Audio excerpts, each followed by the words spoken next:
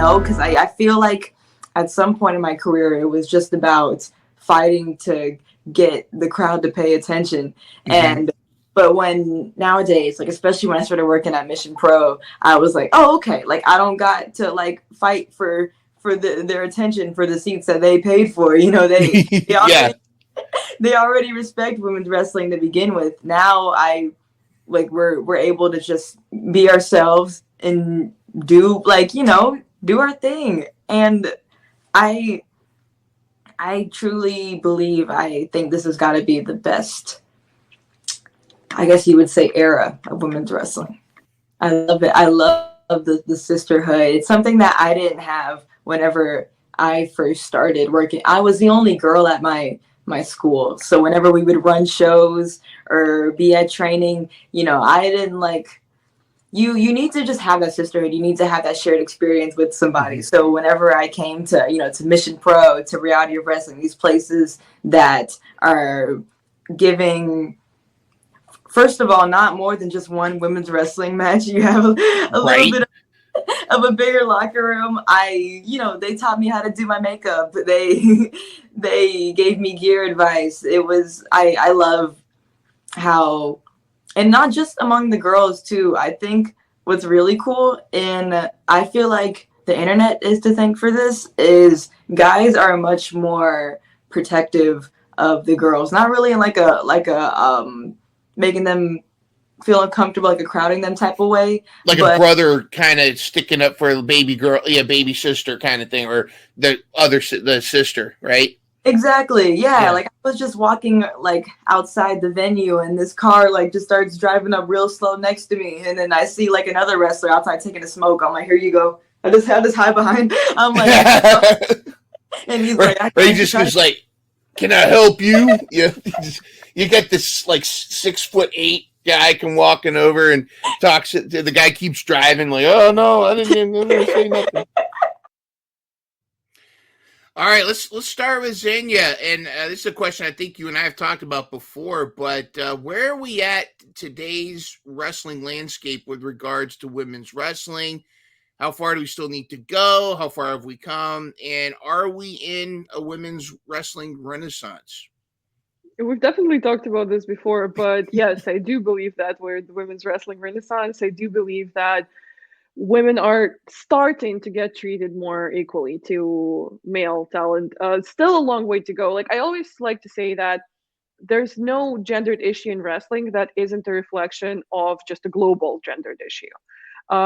According to the UN, I think, or something like that. I don't know, something, I can't remember. But according to a study, we're only going to reach gender equality in about 350 years, which I think even that is generous. I think even that is an optimistic estimate because it's, you know, if we can overrun thousands of years of oppression in 300 years, that's a success in my book.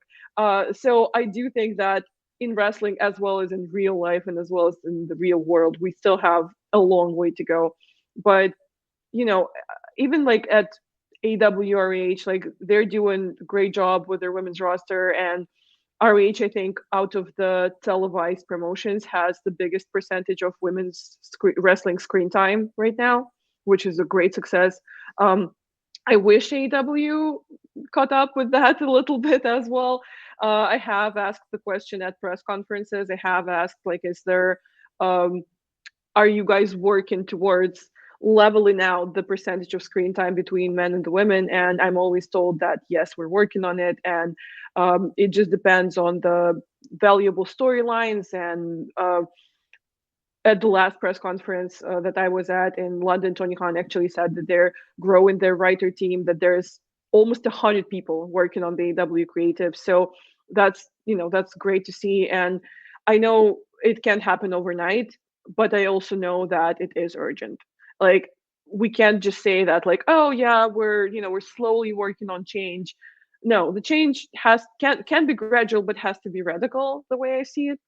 And it's always good for me to see, again, a more fair uh, share of women's matches on the card, at least. Like, that's the very like smallest thing that you can do for women's representation. as well as more meaningful storylines, and as well as, that's another thing that they talked about last time that we brought it up, the position of the women's matches in the card.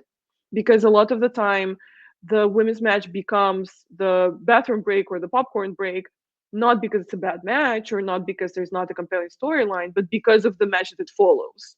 And it can't not be something that a good wrestling promoter realizes. So that's also something that even the bigger shows have to work on. And we actually saw an example of that defying the odds of that on an AEW pay-per-view just recently when Chris Statlander and Willow had their street fight, and they went after arguably one of the best matches of the year. And everyone's reaction was, how are they going to top that? And they absolutely held their ground, and it was probably my favorite match on the whole entire pay-per-view. So women once again proved that they can hold their ground and they can be at the same level as the men. They just have to be given the conditions by the promoter, by the booker, to be able to show that. Because when people walk out of the room during the women's match to go to the bathroom, that doesn't happen during the match because they don't like it. That happens before the match. So what we have to do is we have to prep the fan so that, like I said, there's a compelling storyline, so that they know and respect the talent, know that they can show great matches, and so that they're in a spot on the card that is not doomed to become a bathroom break. Very well said. And of course, women's tag belts. Excuse me, women's tag belts. Yeah, I was like retelling this story. One of my first independent shows I ever went to was in New Bern, North Carolina.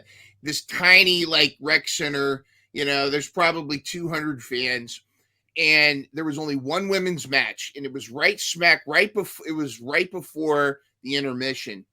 But what was great is they stole the show. Like they were tremendous. And it got to the point where they were doing all kinds of great spots, and there was a story. There's storytelling that, but in independent wrestling, you can't really do a story before the match unless you're paying attention to social media. But the storytelling in the ring with the expressions and how the baby face was getting beat down and then suddenly she was rising up.